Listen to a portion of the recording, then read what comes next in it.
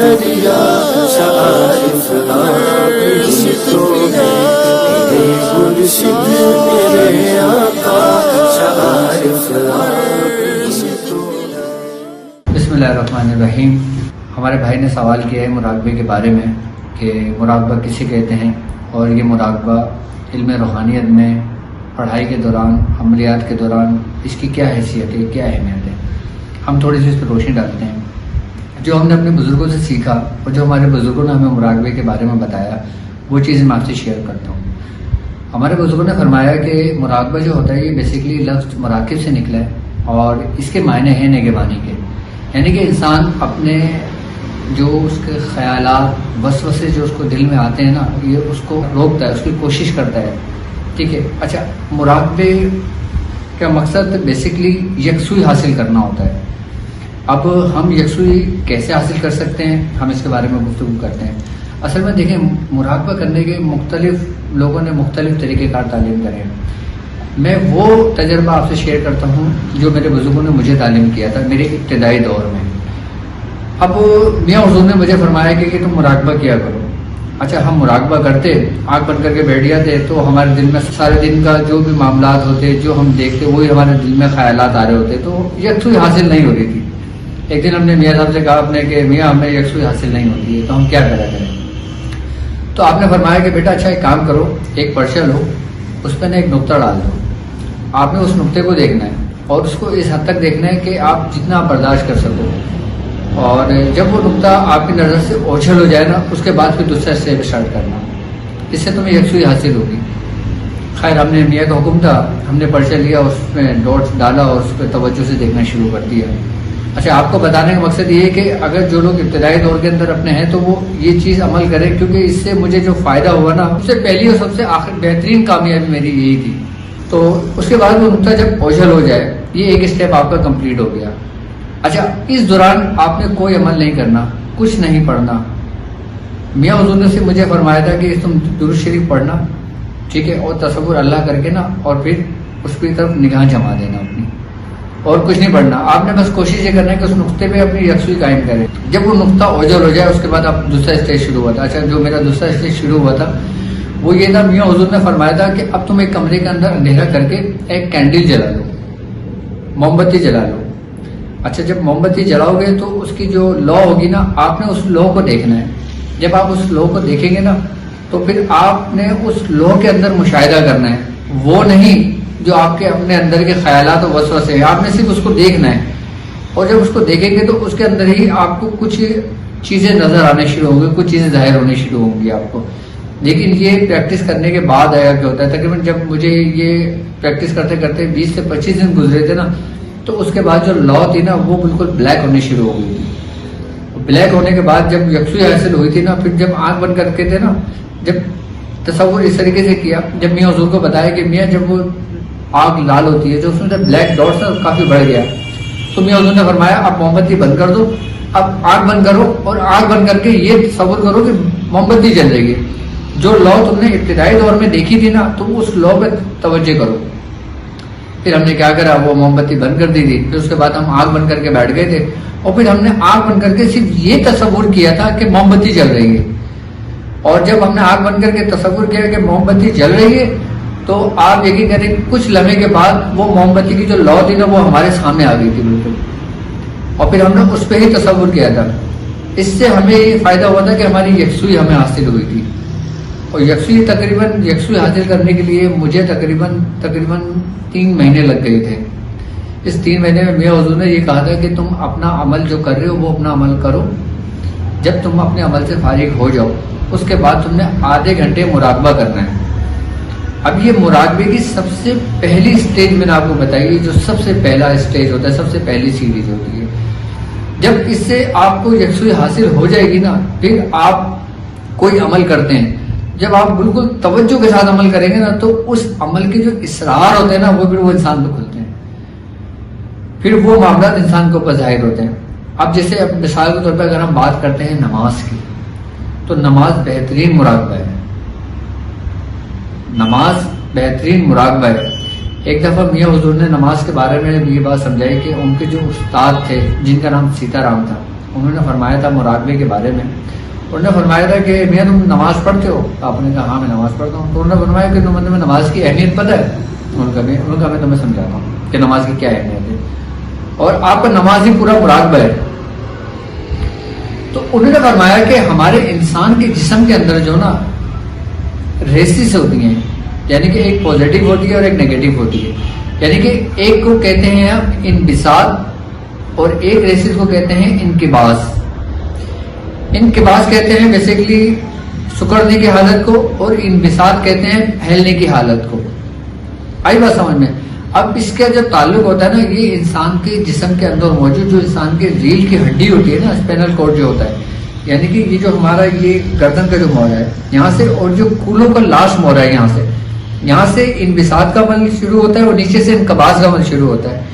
جب انسان بالکل اسٹریٹ حالت میں کھڑا ہوتا ہے نا، تو وہ لہریں باقاعدہ محسوس کرتی ہیں اور لہریں چلتی ہیں انسان کے جسم کے اندر. اچھا، جو ہمارے سیتا رام دادا استاد تھے وہ یہ کہتے تھے کہ انسان کے جسم کے اندر جو نا، وہ اس کے بارے میں فرماتے تھے نارسنگ سو رہا ہے، اس کو جگانا ہے. یعنی کہ ہندو جو ہوتے ہیں نا، وہ باقاعدہ اگر آپ نے یوگا پڑھا ہوگا، یوگا سیکھا ہوگا، تو اس کے بارے میں آپ کو ڈکٹیشن دی جاتی ہے کہ انسان کی جو روحانی قوتیں ہوتی ہیں نا، اس کو ہم کہتے ہیں قوت ارادی. اصل میں ہندو جو ہوتے ہیں، دنیا میں جتنے بھی غیر مذاہب کے لوگ ہوتے ہیں نا، وہ سب سے زیادہ توجہ دیتے ہیں میڈیٹیشن کے اوپر. اس کی بیسکلی بنیاد کیا ہوتی ہے آج میں آپ کو بتاتا ہوں. میڈیٹیشن کا تعلق دنیا کے ہر مذاہب میں آپ کو ملے گا اور دنیا کی ہر کتابوں میں آپ کو تذکرہ ملے گا. اس کی وجہ بیسکلی یہ ہوتی ہے کہ اس سے انسان کو جب تک یکسوئی حاصل نہیں ہوتی نا، وہ کسی بھی مقصد میں کامیاب نہیں ہو سکتا. آئی بات سمجھ میں؟ اب وہ سیتارام کہتے تھے کہ ہمارے جسم جو ریل کے نا، اس کے اندر نارسنگ سو رہا ہے، ہمیں اس کو جگانا ہے. اب وہ اس پہ ریاضتیں کرتے تھے.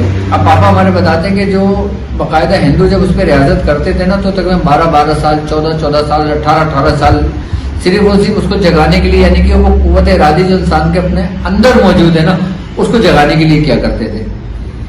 اچھا، ہمارے مسلمانوں کے اندر ایک بہت خاص بات یہ ہے کہ اللہ تعالیٰ کی ایک نعمت ہم پر یہ ہے کہ ہمارے یہاں ریاضتیں کم ہوتی ہیں اور ہمیں فیض زیادہ ہوتا ہے. اس کی بیسک وجہ جو ہے نا، وہ ہے لا الہ الا اللہ محمد رسول اللہ. یعنی کہ جو سرکار دو عالم صلی اللہ علیہ وآلہ وسلم کا جو نور ہمارے اپنے اندر ہے نا، وہ ہمیں زیادہ سے زیادہ ریاضت، کم سے کم ریاضت اور زیادہ سے زیادہ ہمیں نفع اور فائدہ صرف یہی نام ہمیں پہنچاتا ہے. اچھا، ہم بات کر رہے تھے مراقبے کی. تو جو سیتارام ہے نا، وہ فرماتے ہیں کہ ہمارے ریل کے ہڈی میں جو نا نارسنگ ہو رہا ہے، ہمیں اس کو جگانا ہے. اچھا، اب جب انسان نماز کی حالت میں ہوتا ہے نا، آپ یہ دیکھیں کہ نماز پڑھنے کا جو طریقہ کار ہمارے دین میں ہے، ہم بالکل اسٹریٹ کھڑے ہوتے ہیں. یعنی کہ ہماری گردن بالکل سیدھی ہوتی ہے، یعنی کہ ریل کی ہڈی اور گردن پوری اسٹریٹ ہو جاتی ہے. جب ہماری گردن پوری سیدھی ہوتی ہے نا، تو وہ ریسز ہمارے اندر جسم کے اندر چلنے لگتی ہے. آئی بات سمجھ میں؟ جب وہ ریسز چلتی ہے نا، تو وہ بیسکلی اگر دیکھا جائے تو نیوٹرل اور فیز ہوتا ہے، یعنی کہ انبساط اور انقباض ہوتا ہے. جب نیوٹرل اور فیز دونوں ملتا ہے نا، تو لائٹ جل جاتی ہے، روشن ہو جاتا ہے کمرہ. اب نیوٹرل اور فیز جب تک دونوں نہیں ملتے، بلب نہیں جلتا. اسی طریقے سے انسان کے اندر جب تک انبساط اور انقباض کا عمل دونوں نہیں ملتا، تو اس کے اندر روحانیت پیدا نہیں ہوتی، اس کے اندر روشنی پیدا نہیں ہوتی، اس کے اندر قوت ارادی پیدا نہیں ہوتی. یہ ریاضت کرانے کا مقصد، اچھا، یہ کسی پڑھائی کے ذریعے حاصل نہیں ہوتا آپ کو، یہ کسی عملیات کے ذریعے حاصل نہیں ہوتا، یہ کسی نوری عمل کے ذریعے حاصل نہیں ہوتا. یہ صرف اور صرف آپ کو پریکٹس سے حاصل ہوتا ہے. آپ 5 وقت کی نماز پڑھیں، یہ پریکٹس کریں. اس کے علاوہ آپ بالکل اپنے خاموشی سے ہو گئے نا، آپ اپنا ذکر و اذکار کریں بالکل توجہ سے. اچھا، ارے بڑے بزرگ فرماتے ہیں کہ اب جو جیسے تم یہ ایکسرسائز کرتے ہو، اب تم نے اپنی پڑھائی سے فارغ ہو گئے، اب تم نے پڑھنا نہیں ہے، اب تم نے صرف اور صرف ایکسرسائز کرنی ہے. ایکسرسائز کیا ہے؟ صرف اور صرف مراقبہ کرنا ہے، مشق کرنا ہے، آنکھ بند کر کے بیٹھ جانا ہے. ابتدا وہیں سے شروع کرنا جو میں نے آپ کو سمجھایا تھا، اس کے بعد کینڈل پر آنا، اس کے بعد پھر آنکھ بند کر کے بیٹھ جانا. جب آنکھ بند کر کے بیٹھو گے نا، پھر جب اسرار آپ کے کھلیں گے نا، آپ مجھے دعائیں دو گے ساری زندگی. آپ 40 سال کسی چیز کی تکرار کر لو اور 40 دن اپنی یکسوئی حاصل کر لو، دونوں برابر ہے. کیوں کہتے ہیں کہ بزرگوں کی صحبت ہزاروں سال عبادت سے بہتر ہے. وہ بزرگ اپنی صحبتوں میں وہ یہی راز اور نیا سی باتیں بتایا کرتے تھے کہ جو صدیوں کا سفر سمٹ کر مہینوں میں آ جایا کرتا تھا، جو مہینوں کا سفر سمٹ کر ہفتوں میں آ جایا کرتا تھا، ہفتوں کا سفر سمٹ کر دن میں آ جایا کرتا تھا، وہ 1 منٹ میں انسان کو کامل کر دیا کرتے تھے. اب ہمارے بزرگ فرماتے ہیں کہ اگر تم یہ ایکسرسائز کرتے ہو تمہیں اس میں فکر ہونی چاہیے. آئی بات سمجھ؟ تمہیں فکر کس بات کی ہونی چاہیے کہ تم کر کیا رہو، تمہیں اس کی اہمیت معلوم ہونی چاہیے. بڑے بزرگ کہتے ہیں کہ اگر تم ساری زندگی اللہ اللہ اللہ اللہ اللہ کرتے رہو اور اللہ اللہ کرنے سے اللہ نہیں ملتا، یہ اولیاء اللہ ہے جو تمہیں اللہ سے ملا دیتے ہیں. بہت مشہور یہ قول ہے، یعنی کہ اللہ اللہ کرنے سے اللہ نہیں ملتا، اولیاء اللہ ہی تمہیں اللہ سے ملا دیتے ہیں. اب آپ یہ دیکھیں، بڑے بزرگ فرماتے ہیں ذکر بے فکر کتے کی بھونک ہے. یعنی کہ فکر کی بہت اہمیت ہے، اتنی ذکر کی نہیں ہے.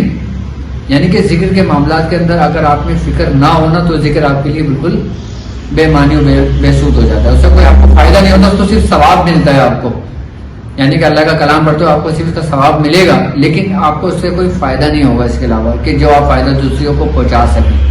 اب فکر کیسے ہوگی کہ ہمیں پتہ ہونا چاہیے کہ ہم نے کس طریقے سے اپنے آپ کو یکسوئی حاصل کرنا ہے. اچھا، یکسوئی حاصل کرنے کے لیے اب ہم کہتے ہیں کہ اب کوئی عمل کر رہے ہوتے ہیں ہم اس میں، ٹھیک ہے. اب جب ہمارے 40 دن مکمل ہو جاتے ہیں یا سال بھر مکمل ہو جاتا ہے، پھر جب ہم سے ہمارا استاد پوچھتے ہیں کہ بیٹا کیا کیا معاملات رہے، اب اپنے اپنے مشاہدے بیان کرو.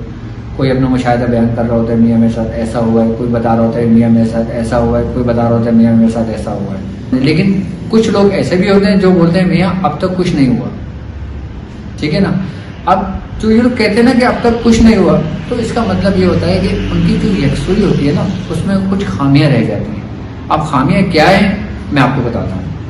اب مثال کے طور پر ایک شخص عمل کرتا ہے، وہ پورا توجہ کے ساتھ کر رہا ہے، پورا اہتمام کے ساتھ کر رہا ہے، بالکل لوازمات کے ساتھ کر رہا ہے. یعنی کہ جیسا میاں نے اس کو حکم دیا ہے اور اس کے استادوں نے حکم دیا ہے، یا کسی اور سلسلے سے وہ بیعت ہے، کسی بھی سلسلے سے طالب علم ہے وہ اگر وہ عمل کرتا ہے، اس کو جو بتائے گا اس ترتیب سے کر رہا ہے، اس کے باوجود اس کو کامیابی اگر نہیں ملتی تو اس کی کیا وجہ ہے؟ اس کی وجہ بیسیکلی یہ ہوتی ہے کہ دیکھیں اس میں ہمیں ہر عمل کے اندر نا ہمیں اس کی فکر غور و فکر کرنا چاہیے. اللہ رب العزت قرآن میں بار بار یہ فرما رہا ہے کہ اور نشانیاں ہیں جو لوگ غور و فکر کرتے ہیں. اور وہ نشانیاں کیا ہیں؟ وہ انہی لوگوں کے لیے ہیں جو وہ غور و فکر کرتے ہیں، جو وہ کام کر رہے ہیں، جو وہ پڑھ رہے ہیں. اب ہم پڑھائی کر رہے ہوں، سارا ہمارا ذہن اپنے کاروبار کی جانب ہو، یا سارا ذہن ہمارا اس جانب ہو کہ ہم فلاں چیز کو حاصل کر رہے ہیں تو وہ آئے گا تو کس صورت میں آئے گا، یا وہ ہمیں نقصان پہنچا جائے گا، یا وہ ایسی صورت میں آئے گا، یا وہ یہ کرے گا. تو ہمیں اس میں بالکل بھی نہیں کرنی چاہیے. ہمیں صرف وہ کام کرنا ہے جو ہمیں میاں حضور نے تعلیم فرمایا ہے. آپ کوئی بھی عمل کر رہے ہوں آپ بے شک کریں، کرنا چاہیے، لیکن اپنے عمل پورا ہونے کے بعد کم سے کم آدھا گھنٹہ اپنے آپ کو ضرور دیں. اور اس لیے نہیں، صرف اس لیے ہم دیں کہ آپ جو نا اپنے آپ کی یکسوئی حاصل کریں، یعنی کہ مراقبہ حاصل کریں. ابھی میں نے آپ کو پہلا اسٹیج بتایا ہے. اب انشاءاللہ تعالی میں نیکسٹ ویڈیو میں آپ کو یہ بتاؤں گا کہ مراقبے کے اندر کیسے داخل ہوا جاتا ہے، کیا پڑھا جاتا ہے اور کیا پڑھ کے پھر وہاں سے نکلا جاتا ہے. ابھی ہمارا پہلا اسٹیج یہی ہے جو میں نے ابھی آپ کو تعلیم کی ہے. جب یہ اسٹیج ہمارا کمپلیٹ ہوگا تو آپ لوگ اپنے اپنے مشاہدے مجھ سے ضرور بیان کیجیے گا، مجھے بتائیے گا میری ویڈیو دیکھنے کے بعد. اس کے بعد جب میری نیکسٹ ویڈیو انشاءاللہ تعالی اپلوڈ کروں گا تو میں اس میں مزید مراقبے کے بارے میں بتاؤں گا آپ کو، اور مراقبے کی حقیقت بتاؤں گا، اور مراقبے کے بارے میں تفصیلی ہم پورا چیپٹر ایک پورا پروگرام کریں گے. اچھا، جن لوگوں کو میں نے ابھی یہ چیزیں تعلیم کری ہیں، اگر آپ لوگوں کے دماغ میں کوئی سوالات ہوں یا آپ لوگوں کو کچھ مجھ سے پوچھنا چاہتے ہیں تو آپ مجھ سے کمنٹس میں پوچھ سکتے ہیں، مجھ سے پرسنل میں پوچھ سکتے ہیں، مجھے ان باکس میں پوچھ سکتے ہیں. اور انشاءاللہ تعالی یہ بھی ویڈیو کا میرا پہلا حصہ ہے. میرا پارٹ دوسرا، اس میں مراقبے کے بارے میں تفصیلی آپ کو بتاؤں گا. ہاں، آپ سب سے پہلے یہ کام کر لیں کہ یہ چینل کو سبسکرائب کر لیں اور بیل آئیکن کا بٹن دبا دیں تاکہ جو میری نیکسٹ ویڈیو ہے نا اس کا نوٹیفیکیشن آپ کو مل جائے. آئی بات سمجھ میں؟ تاکہ میری ہر ویڈیوز آنے والی آپ تک پہنچ جائے. اور آپ اس کو زیادہ سے زیادہ لوگوں کو شیئر کریں تاکہ لوگوں کو علم روحانیت کا، علم العملیات کا اور مراقبے کے علم کا پتہ ہونا چاہیے. میں آپ کو ایک بات بتاؤں، صرف مراقبے کے اوپر پروگرام کرنے کے لیے مجھے کم سے کم 10 پروگرام اپنے ریکارڈ کرانے پڑیں گے، تب بھی یہ کمپلیٹ نہیں ہوگا. لیکن 10 پروگرام میں آپ کو سمجھ میں آ جائے گا کہ مراقبہ ہمیں کس طریقے سے کرنا ہے. علم تصوف میں، علم روحانیت میں، علم معرفت میں، علم کیمیا میں، تمام علوم کی جو بیس ہے نا، کہ یاد رکھیے گا کہ مراقبہ ہے، یعنی کہ یکسوئی ہے. جب تک آپ پہلا اسٹیج آپ کا کلیئر نہیں ہو سکتا، کامیاب نہیں ہو سکتے، آپ کبھی بھی آگے کامیاب نہیں ہو سکتے. آپ سارے زندگی رٹافیکیشن کر لیں، آپ کبھی کامیاب نہیں ہو سکتے. اب مجھے اجازت دیجیے اپنے میزبان ڈاکٹر عبدالباجی شاذلی کو. فی امان اللہ. اپنا بہت خیال رکھیے گا. انشاءاللہ تعالیٰ نیکسٹ ویڈیو کے ساتھ میں نیکسٹ ٹائم پھر حاضر ہوں گا. السلام علیکم ورحمۃ اللہ. فرشتے قبر میں واجد جو پوچھے تم سے رہبر کا، فرشتے قبر میں واجد جو پوچھے تم سے رہبر کا، جو پوچھے تم سے رہبر کا، تو بے خوف و خطر کہنا شعارف آپ ہی تو ہیں. شاہ عارف، شاہ عارف، شاہ عارف، شاہ عارف، شاہ عارف، شاہ عارف، شاہ